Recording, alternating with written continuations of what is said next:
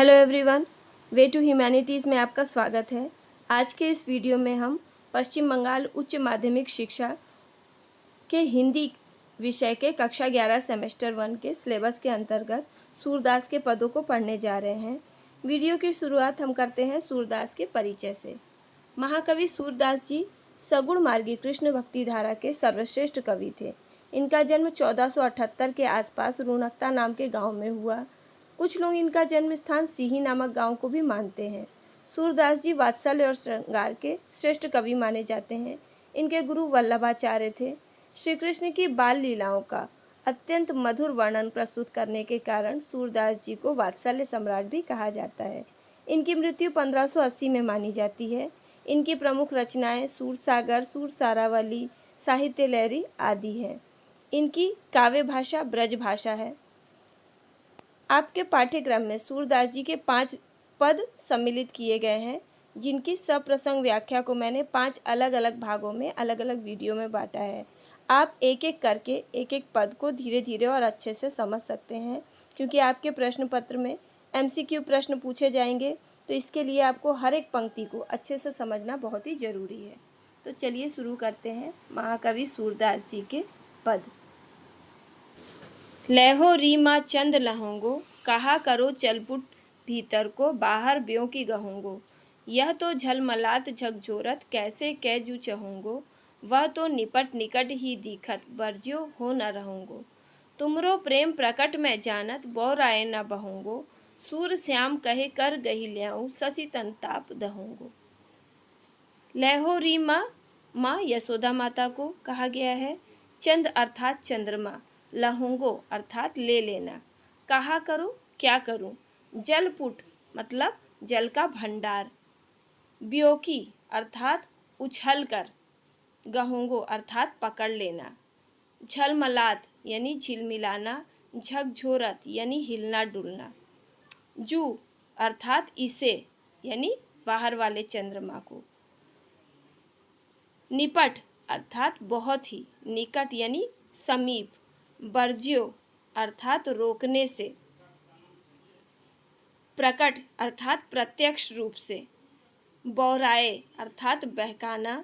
बहोंगो अर्थात भटक जाना। कर गही अर्थात हाथ से पकड़कर। शशि अर्थात चंद्रमा। तन ताप अर्थात उसके शरीर की सुंदरता का घमंड। दहोंगो अर्थात नष्ट कर देना। प्रस्तुत पद में श्री कृष्ण माता यशोदा से चंद्रमा को पाने की जिद करते हैं। इस पर यशोदा माता उनकी जिद को पूरा करने के लिए एक पात्र में जल भरकर रख देती हैं और उसमें उन्हें चंद्रमा का प्रतिबिंब दिखाती हैं और उसके साथ खेलने के लिए कहती हैं। लेकिन श्री कृष्ण अपनी माता के झांसे में नहीं आते हैं और वास्तविक चंद्रमा जो आकाश में चमक रहा है उसे पाने के लिए जिद करने लगते हैं। लहो रीमा चंद लहेंगो, और वो यशोदा माता से क्या कहते हैं कि हे माता, मैं चंद्रमा को, वो चंद्रमा जो कि आसमान में चमक रहा है, मैं उस चंद्रमा को लूँगा। कहा करो जलपुट भीतर को, बाहर ब्यों की गहूँगो।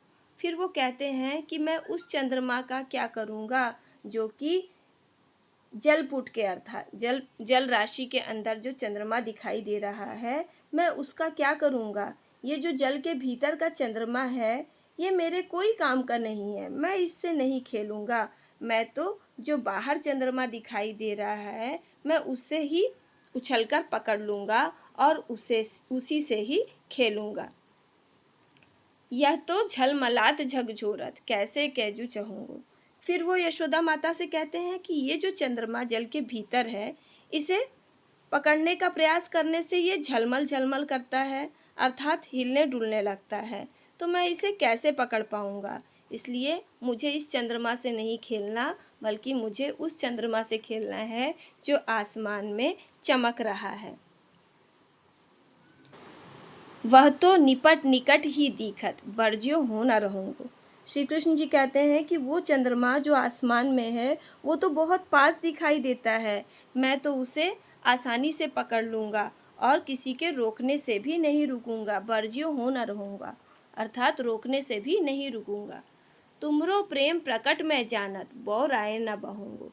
फिर आगे वो यशोदा माता की ओर इशारा करते हुए कहते हैं कि हे माता, मैं तुम्हारे प्रेम को प्रत्यक्ष रूप से समझ गया हूँ, क्योंकि यशोदा माता ने जब श्री कृष्ण जी ने उनसे चंद्रमा की मांग की थी तो वो उन्हें असली का चंद्रमा ना देकर उसका प्रतिबिंब जल में दिखाकर फुसलाना चाहती हैं। अतः वो कहते हैं कि अब मैं समझ गया हूँ कि आप मुझसे कितना प्रेम करती हो, इसलिए मैं तुम्हारे बहकाने से अब बहकने वाला नहीं हूँ।